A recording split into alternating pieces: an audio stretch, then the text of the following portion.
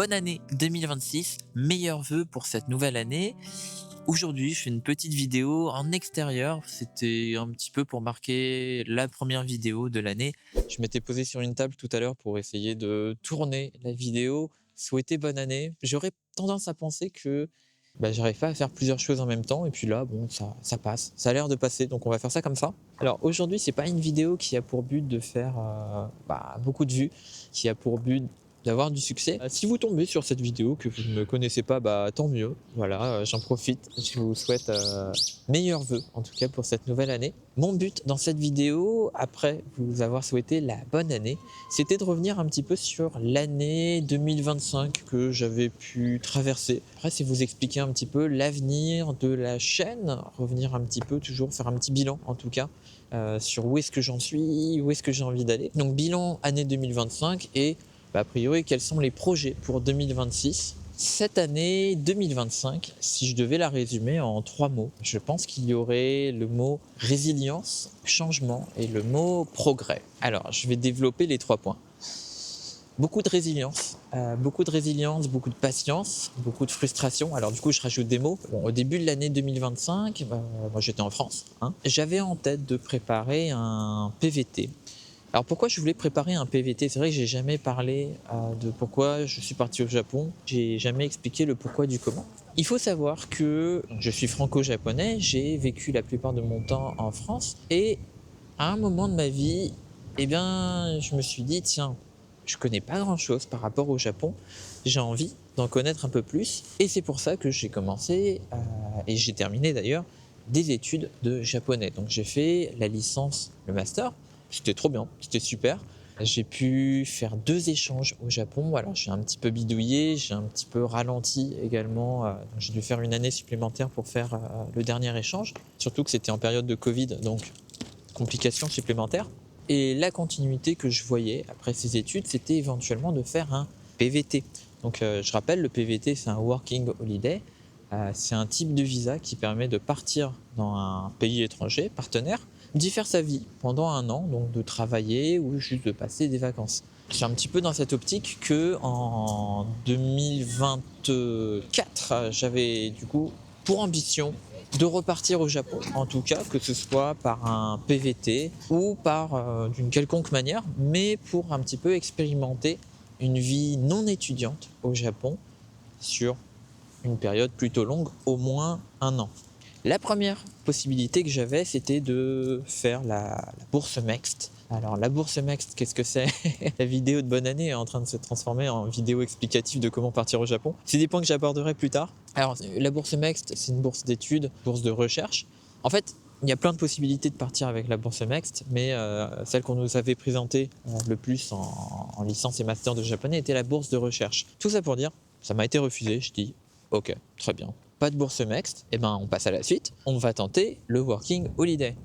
Moi, ce que j'avais entendu par rapport au Working Holiday en 2024 et même avant, surtout que j'avais des amis qui avaient fait le même parcours que moi, même promo, qui avaient pu partir comme ça. T'inquiète, le Working Holiday, c'est vraiment simple. Tu vas à l'ambassade, tu déposes ton dossier. Alors, il faut que tu prépares ton dossier comme ça, quand même. Mais voilà, il n'y a pas de problème. Ce que j'ai fait la petite prise de rendez-vous en début 2025. Et puis, je dépose mon dossier. Pour ceux qui ont suivi mes vidéos, ils savent, j'ai eu un refus de PVT, ce qui m'a mis pas mal dans le mal, si je peux faire la petite répétition, parce que j'avais déjà pris mes billets d'avion et à aucun moment, je me suis dit ça allait être refusé. Alors la raison du refus n'est pas officielle, mais ça m'a été refusé très probablement parce que j'avais accès à un autre visa qui s'appelait donc le visa de enfant de japonais. Alors, accessible, oui. Par contre, très galère à faire depuis la France. En fait, même impossible à faire depuis la France. Ça, je le dis avec du recul aujourd'hui, mais sur le moment, je ne savais pas du tout ce qu'il en était. Et c'est vrai qu'avoir un refus de visa, après plusieurs refus pour aller au Japon, enfin du moins plusieurs impossibilités, je me suis dit, fait chier, mince. Je me casse encore la binette, entre guillemets, je me tape un autre refus. Je vais prendre le temps de remettre mes cheveux un petit peu quand même, parce que là, c'est n'importe quoi. Ah ouais, mais je vais terminer, en fait, je vais être un paillasson à la fin de cette vidéo. Je vais être un paillasson. Donc voilà, pour résumer, impossibilité sur impossibilité. Je vais pas revenir sur le fait que le stage aussi pour terminer ses études, c'est très mal terminé. Je me suis blessé en 2022-2023. C'est pour ça que je dis que 2025, c'est une année de continuité dans laquelle je pense qu'il y a eu beaucoup de frustration, beaucoup de résilience. Je pense que le Covid y a joué également. Pardon. Par rapport à tout ce qui est administratif japonais, il n'y a personne qui peut m'aider. Personne est réellement capable de m'aider dans mon entourage. Qu'est-ce que j'ai fait? Je suis parti au Japon en tant que touriste. Finalement, mon visa d'enfant de japonais est accepté après 1 mois et demi, 2 mois d'attente chez ma grand-mère où je peux pas trop prévoir grand-chose parce que il faut que je reste disponible pour récupérer du moins la réponse, qu'elle soit acceptée ou que ce soit un refus le plus vite possible. Je peux pas trop m'éloigner de Nagoya, mais en même temps la cohabitation avec la grand-mère, on y reviendra plus tard peut-être, c'est pas évident. Ma grand-mère, je lui dédierai peut-être une vidéo, il y a beaucoup de choses à raconter en positif. C'est incroyable d'avoir une grand-mère qui a connu la Seconde Guerre mondiale, qui a vécu beaucoup de choses au Japon. Mais voilà, donc ça c'est un petit peu le point de la résilience, je pense, pour 2025. Et puis en juin, je m'installe à Tokyo. À Tokyo, j'expérimente, je découvre la vie à la capitale du Japon, qui est trop cool. Alors il m'a fallu un petit temps quand même pour m'adapter, pour appréhender le changement. Et justement, je pense que la deuxième partie de cette année 2025, c'est le changement. Je change de cadre, je change de milieu d'habitation. Ça m'a demandé du temps pour trouver un emploi, mais je trouve un petit emploi en tant que guide touristique. Et la vérité, c'est que je m'en sors même plutôt bien. Ma motivation pour venir au Japon, à la base, il n'y a pas grand-chose. C'était surtout prendre des cours de musique, apprendre ce que j'avais à apprendre au Japon. Et j'ai pu commencer à le faire justement à partir de juin. Donc je me suis inscrit à une école privée. Bon, je ferai très certainement aussi une vidéo pour présenter un petit peu comment ça se passe. Et depuis, je fais mes petits cours de chant, ça se passe super bien. Également, j'ai trouvé un milieu où je peux m'entraîner à chanter devant des gens en open mic. Et c'est trop cool, c'est trop cool. Vraiment, il faut que je fasse une vidéo sur la musique au Japon, du moins la pratique musicale au Japon, qui est tellement simple comparée en France. Je sais pas, à Paris, je trouvais que c'était quand même plus galère, où il fallait moins accessible, les gens peut-être moins ouverts aussi à faire des projets musicaux. Pareil, moins d'infrastructures, moins de possibilités. Je ferme la parenthèse, encore une fois, j'arrête pas de, j'arrête pas de m'engouffrer dans des détails dans cette vidéo. Mais tout ça pour dire que ce milieu d'année, jusqu'à même la fin de cette année, ça a été beaucoup de changements. Et forcément, le changement, dans mon cas en tout cas, amène pas mal de progrès. J'ai fait des progrès en chant, ça je suis trop content. Alors je les exposerai pas, je les exposerai pas avant un moment, à mon avis, parce que je suis pas encore satisfait de mon niveau. La vidéo également, j'ai continué à faire de la vidéo. Je pense que la vidéo sur 2025, ça montre un petit peu mon évolution.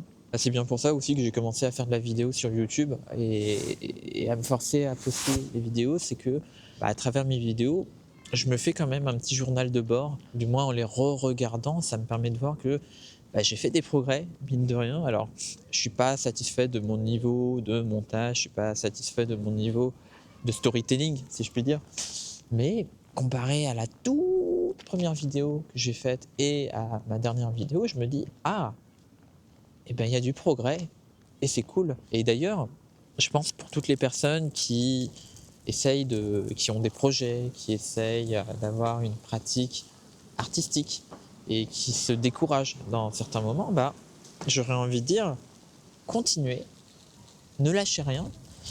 Et quand vous vous découragerez, prenez le temps de regarder d'où vous venez, ce que vous avez pu faire.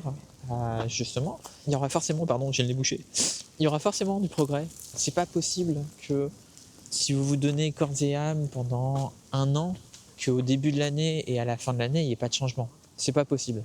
Alors oui, ça atteindra peut-être pas la perfection, mais il y a forcément du progrès et je pense que c'est là où c'est plus important de porter son attention, c'est sur le progrès qu'on a pu faire en continuant. Où va cette vidéo? Où va cette vidéo? Je ne sais pas. C'était censé être une vidéo de bonne année. Non, j'étais en train de faire le bilan justement de l'année 2025. J'ai pas fait la transition, mais donc il y a eu du changement et il y a eu du progrès forcément. Également professionnellement, que je le veuille ou non, et ben même professionnellement, j'ai fait du progrès. Je me suis engouffré dans un truc, jamais de la vie je me serais dit je vais travailler dans le tourisme. Et au final j'y suis et c'est super intéressant. J'en apprends plus par rapport au Japon. Ça demande également des compétences qui sont humaines, communicatives, sociales. Et en fait, ça fait que me renforcer par rapport à ce que je veux faire en général, donc de la vidéo, de la musique. Donc en fait, c'est vraiment une pierre deux coups. La rémunération est plutôt intéressante, ça me laisse du temps pour faire mes projets. Je suis plutôt dans un cadre qui est bien. Et d'ailleurs, je suis en train de me faire une introspective actuellement en direct, en vidéo. Non, vraiment, sur ça, c'est plutôt bien. Mine de rien, l'année 2025 a été, je trouve, une super année. Ça n'a pas été une année facile. J'ai quand même dû faire des grands efforts, hein, mais j'ai connu des années quand même qui étaient beaucoup plus galères, beaucoup plus difficiles sur le plan mental. Là, 2025, il y a des bonnes choses qui sont arrivées, quoi. Et du coup, pour 2026, qu'est-ce que je vais faire? Quels sont les projets? Parlons 2026. Alors 2026, je vais pas cacher, là on est le 8 jusqu'à hier, donc du 1er au 7. Alors peut-être pas le premier, le premier, le 2, le temps que je me remette des fêtes de fin d'année. J'ai eu une mini-angoisse, alors rien de très, très grave, mais je me suis dit, waouh, qu'est-ce que je vais faire de cette année? J'ai pas eu trop le temps d'y penser avant, parce que octobre-novembre 2025, j'ai traversé une grosse période de travail et ça a été compliqué de tout concilier entre travail, loisir, entre guillemets, même si j'appelle plutôt ça projet. Ça a été très compliqué et je me suis pas posé la question de ok, quand est-ce que je reviens en France? Qu'est-ce que je fais justement si je reviens en France? Forcément, ça s'appelle un peu de la procrastination. Il vient un moment, et ce moment est venu en début d'année 2026, où je me suis dit merde, mince, pardon, mais où est-ce que je vais? Où est-ce que je vais dans ma vie? Si jamais mon visa, de la même manière qu'un PVT, se terminait en juin et que dans tous les cas je revenais au Japon et que dans tous les cas je revenais en France, ça simplifierait la chose entre guillemets. Mais c'est que mon visa, je peux le renouveler. Je peux le renouveler peut-être à 1 an, je peux le renouveler 3 ans, ou je peux le renouveler 5 ans.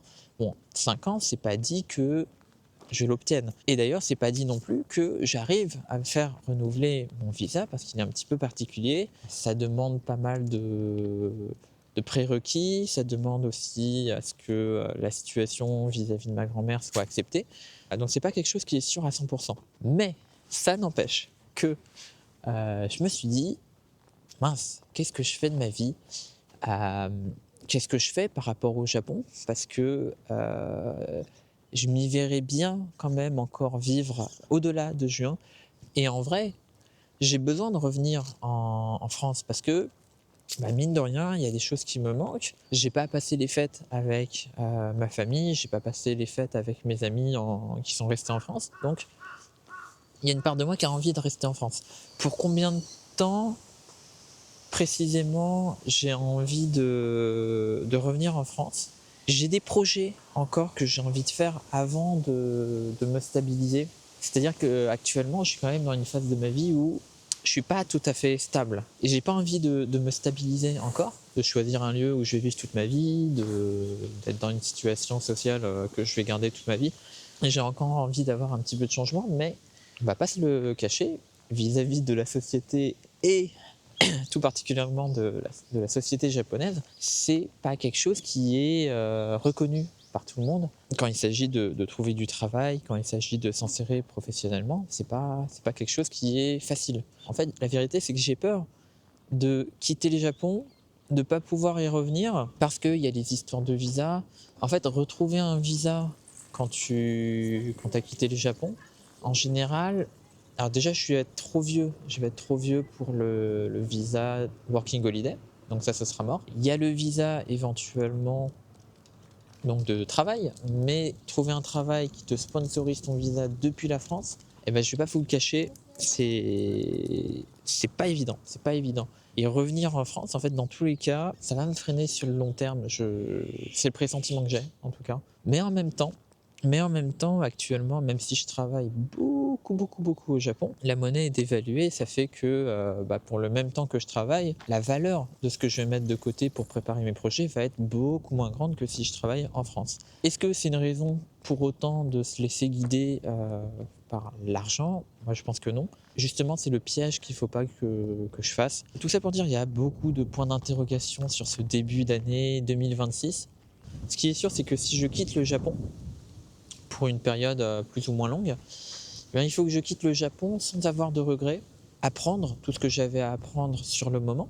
Je pense en particulier par rapport à la musique, parce qu'à la base c'est pour ça que je suis aussi au Japon, c'était parce que je voulais prendre des cours de musique. Donc il faut que je parte du Japon en n'ayant pas de regrets, en me disant que ok, j'ai atteint un niveau, je suis satisfait, je considère que je peux quitter le Japon et que même si je ne suis pas capable d'y revenir, et ben j'aurais pas de regrets parce que je serais allé au bout de ce que je voulais aller et de ce que je pouvais faire sur le moment T. Après, c'est à moi d'assumer aussi les choix que je fais, de me dire ok, tu vas dans cette direction, assume. Et il faut prendre conscience faut que je prenne conscience que ce que je vis actuellement, ce que j'ai vécu en 2025, ce que je vais vivre en 2026 n'est pas la normalité, entre guillemets, ou en tout cas, il ne faut pas que je le considère comme acquis. Il est tout à fait possible que 2027, 2028, je ne sois pas au Japon et que même si j'ai envie de revenir au Japon, autre qu'en tourisme, ce ne sera pas possible. C'est un peu, je voulais pas terminer comme ça négativement. Mais voilà, tout ça pour dire que 2026, ce début d'année 2026, j'ai eu des petits doutes. Ça va s'éclaircir. Je vais faire ce qu'il faut pour un petit peu structurer ce début d'année. Je pense que c'est aussi ça qui me fait un petit peu stresser. Oh, j'ai pas d'honte à dire que ça me fait stresser. Je parle pas d'un stress, un gros stress comme on peut avoir avant un passage, avant une interro, avant un contrôle. C'est plus une pression que je me mets.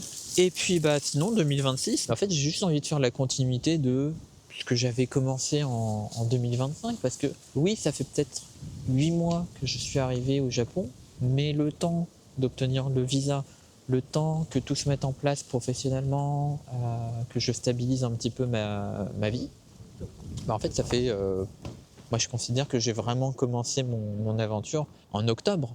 Je pense que ça fait depuis octobre que je commence à goûter un petit peu, donc ça fait octobre, novembre, décembre. En fait pour moi ça fait que 3 mois entre guillemets que j'ai une saveur dans ce que j'entreprends, et j'ai envie de le poursuivre au moins jusqu'en juin. De toute façon mon visa me permet de rester jusqu'en juin, et idéalement je pense que alors peut-être pas décembre mais septembre 2026, donc cette année, j'ai encore du mal à m'y faire, je pense que c'est un bon point pour se dire ok, ça peut être si j'ai besoin de revenir en France, ça peut être une première date à considérer. Après, est-ce que j'y retourne pour 3 semaines? Est-ce que j'y retourne pour 3 mois? Est-ce que j'y retourne pour 6 mois, 1 an? Je ne sais pas du tout. Ça, c'est quelque chose qu'il faut que je définisse. Voilà. Pour ce qui est des projets en 2026, on va commencer par rapport à la vidéo. Alors, la vidéo en 2026, on va peut-être revenir par rapport à 2025. 2025, j'ai commencé la vidéo un petit peu en tant qu'exercice, un petit peu en tant que challenge pour améliorer ma communication, améliorer mon aisance à parler devant des gens. C'est un truc qui me tenait à cœur, c'est un truc que je voulais faire. Et j'ai essayé de maintenir le rythme. Alors à un moment c'était deux vidéos par mois, à un moment c'était une vidéo par mois, à un moment je même carrément loupé un mois parce que j'avais pas du tout de temps. Je pense notamment à octobre-novembre, où j'ai eu beaucoup de travail, c'était pas possible de faire de la vidéo. Et je suis arrivé à une centaine d'abonnés. Alors la centaine d'abonnés, je crois que je l'avais au niveau de juin. Et puis en poussant un petit peu, je suis arrivé je pense là on va être à 140 abonnés. Est-ce que le but était de faire un palmarès d'abonnés? Peut-être pas. peut-être pas pour 2025.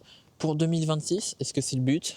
J'avoue que j'avoue que aujourd'hui, ça reste dans cette volonté de m'améliorer encore en termes de communication. Mais j'avoue que j'aimerais bien que mes vidéos soient vues par un petit peu plus de personnes. En fait, le nombre d'abonnés, bon, il y en a certains, c'est pour faire jouer l'ego. Moi, c'est plus parce que avoir beaucoup d'abonnés sur YouTube, ça facilite quand même pour que tes vidéos soient vues par un maximum de personnes. En fait, je pense que 2026 va être une année de stratégie, c'est-à-dire que je vais continuer les vidéos, et en fait, j'ai déjà commencé un petit peu à faire des vidéos qui vont être plus tournées pour aider les gens, pour passer des informations intéressantes. En gros, des vidéos qui ne sont plus basées sur moi, comme ce que je peux faire là actuellement, mais plus pour les gens. Des vidéos qui sont plus explicatives, qui vont apporter de la valeur ajoutée pour des personnes qui voudraient venir au Japon en vacances, en études, sur un temps plus ou moins long. Du moins, c'est dans cet élan que pour l'instant, je vais continuer la vidéo. Et puis, je pense que il faut que j'accepte en 2026, si je veux augmenter un petit peu le rythme de parution de vidéos, de faire des vidéos qui sont peut-être moins ambitieuses, un petit peu moins montées, avec un peu moins de travail, oui. Et du coup, je pense que je vais faire un peu plus de vidéos comme ce que je fais là. J'essaierai de me couper les cheveux d'ici là. Mais de faire un petit peu des vidéos en plein air qui demandent nettement moins de montage que des vidéos avec du contenu concret à imager, à monter pour essayer de rendre ça plus ludique. Le rythme de parution que j'ai envie de maintenir pour 2026, ça va être de faire une vidéo par mois en plein air, plus du blabla par rapport à des choses que je vois, des vidéos où je partage des moments de ma vie pour non pas faire son intéressant, mais plutôt pour apporter des conseils, partager. Je parle un petit peu de moi. C'est assez égocentrique, je l'admets. Et en parallèle, des vidéos qui vont être un petit peu plus travaillées, qui vont être un petit peu plus construites, montées, sur des thématiques. J'espère qu'ils seront plus intéressantes. Parfois, ce sera pour répondre à des questions qu'on peut me poser, que les gens peuvent se poser quand ils veulent, par exemple, venir au Japon, par rapport aux Japonais. En parallèle, c'est pas évident d'avoir plusieurs projets en même temps, mais j'ai envie de continuer la musique. Ce que je fais en ce moment, c'est que j'essaye de m'améliorer en chant. C'est trop bizarre. Le chant, pareil, à la base, c'était un petit peu un truc que je m'étais dit, j'ai envie de m'améliorer en tant que challenge, parce que c'est pas quelque chose. Je veux dire, j'ai jamais été destiné à faire du chant. J'ai pas de facilité, loin de là. Je dirais que j'ai plus des difficultés par rapport à la personnalité que j'ai, par rapport à mon background. Mais voilà, j'avais envie de voir ce que ça faisait de s'améliorer en chant. Et j'y ai pris goût, mine de rien, donc j'ai envie de continuer sur cette année 2026 à faire du chant, à éventuellement à chanter en groupe, à voir. Et pour l'instant, je le mets pas. Je le mets pas sur la chaîne parce que ça serait un petit peu hors sujet, mais peut-être que j'en ferai une vidéo qui sera dédiée. Donc voilà, vidéo, musique, et puis après, sur la vie en général, je pense 2026, ça va être une année où il va falloir que je décide un petit peu ce que je veux faire par rapport au Japon, ce que je veux faire en général, professionnellement parlant, qu'est-ce que j'ai envie, comment j'ai envie de gagner ma vie. C'est marrant parce qu'il y a il y a beaucoup de familles que j'accueille en tant que guide, avec des enfants. Et c'est les enfants qui sont, ils sont pas encore ils ont pas encore passé le bac, mais il y a beaucoup de personnes qui sont en mode je sais pas quoi faire de ma vie. Et forcément, les parents ils me disent Rémi, vous avez pas des conseils à donner? Moi, j'ai aucun conseil à donner. Alors c'est faux, c'est faux, c'est faux. J'ai quelques conseils à donner pour les personnes qui sont un peu perdues dans la vie, mais c'est pas pour autant. En fait, ce serait trop bête à donner parce que même moi, même si je sais un petit peu plus ce que j'ai envie de faire dans la vie aujourd'hui, je suis encore perdu. Il y a une grosse part de moi qui sait pas trop encore où elle va, mais c'est pas très grave. Enfin, c'est pas très grave. C'est peut-être grave, hein, en vrai. Je suis en train de me rassurer sur un truc. Non, la vérité, c'est que c'est pas la fin du monde. Je veux dire, il y a toujours moyen de s'en sortir. Et je pense que c'est même une chance qu'on a aujourd'hui d'avoir la liberté, d'avoir ce temps de pouvoir réfléchir à qu'est-ce qu'on a envie de faire, qu'est-ce qu'on a envie de devenir. Ça fait peur par moments, mais Je pense qu'on a tout le temps envie de paraître sûr de soi, fort, mais parfois, et c'est pas pour être un grand poète, mais il faut chérir, je pense, la faiblesse qu'on peut avoir sur certains moments, les doutes qu'on peut avoir. Et c'est justement, c'est des points qui sont importants, je pense, des moments de la vie qui sont importants, parce que si vous imaginez une courbe, mais c'est un point spécifique qui va donner une trajectoire dans la vie. Tout ça pour dire, c'est important, je pense, de se poser des questions et de pas réfléchir à ce qu'on fait et de juste suivre bêtement un point qu'on nous a donné. Là, je suis en train de me perdre dans un détail. En fait, je pense que le résumé de cette vidéo, c'est bonne année 2026. Je me suis perdu dans plein de détails différents, mais c'est intéressant, c'est intéressant. On touche à la fin de cette vidéo. Alors, je pense que si je devais résumer cette vidéo, ce serait bonne année 2026. Je vous souhaite encore une fois plein de bonnes choses. La santé, très important, la santé, très important. Et par la suite, en fait, je vous ai juste annoncé un petit peu l'année 2025 que j'avais pu avoir. Et qu'est-ce que je prévoyais par rapport à cette année 2026? Il y a plusieurs sujets dont j'ai envie de parler en 2026. Du moins, j'ai envie de faire des vidéos qui sont autour. Et j'ai envie de toucher la thématique du racisme. Alors, ça, c'est une vidéo, si je la fais, et je vais la faire, d'ailleurs, je le dis, hein, je la ferai en 2026. C'est une vidéo où je me mets un peu en danger. En général, les vidéos que je fais, j'essaye de pas trop me mettre en danger. Si je la fais, j'essaierai de rester neutre, mais je sais que c'est un sujet qui est assez controversé, qui peut amener beaucoup de mouvements de haine. C'est une vidéo qui va falloir que je pense très sérieusement, que je construise intelligemment, justement pour pas créer trop de polémiques, trop de mouvements non désirables, entre guillemets. Il y a une ville que j'ai faite récemment avec un musée qui est extraordinaire. Alors pas extraordinaire en tant que beauté, mais en tant que message.